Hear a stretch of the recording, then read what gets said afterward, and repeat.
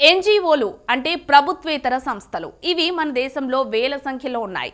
పేదవారికి, చిన్న పిల్లలకు, మహిళలకు, గిరిజనులకు, మానవ హక్కులు ఇలా ఏదో ఒక వర్గానికి సపోర్టుగా సేవ చేస్తూ ఉంటాయి. అందుకోసం దేశంలోని పబ్లిక్ నుంచి అలాగే విదేశాల నుంచి కూడా విరాళాలు తెచ్చుకుంటాయి. అయితే చట్ట ప్రకారం అలా వచ్చిన విరాళాలను సక్రమంగా వినియోగించుకోవాలి. అంటే వారు ఏం చేయడానికి ఎన్‌జీఓను స్థాపించారో ఆ కార్యకలాపాలకు మాత్రమే ఆ నిధులను ఉపయోగించాలి. కాని పక్షంలో ఎఫ్‌సీఆర్ఏ అంటే విదేశీ విరాళాల క్రమబద్ధీకరణ చట్టం ప్రకారం కేంద్ర ప్రభుత్వం తగిన చర్యలు తీసుకుంటుంది. గత 10 ఏళ్లలో కేంద్ర ప్రభుత్వం చట్ట వ్యతిరేక కార్యక్రమాల్లో భాగమవుతున్నారనే కారణంగా వేల సంఖ్యలో ఎన్‌జీఓలను రద్దు చేసింది.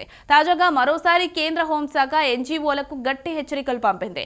దేశంలో అభివృద్ధి వ్యతిరేక కార్యకలాపాలకు అలాగే మత మార్పిడులకు పాల్పడితే ఆ ఎన్‌జీఓలకు చెందిన విదేశీ విరాళాల క్రమబద్ధీకరణ చట్టం రిజిస్ట్రేషన్లు రద్దు చేస్తామని హెచ్చరించింది. విదేశీ విరాళాలను స్వీకరించే ఎన్‌జీఓల కార్యకలాపాలు సాంఘిక లేదా మతపరమైన సామరస్యానికి విఘాతం కలిగించిన ఎఫ్‌సీఆర్ఏ రిజిస్ట్రేషన్లు రద్దు చేయనున్నట్లు వివరించింది.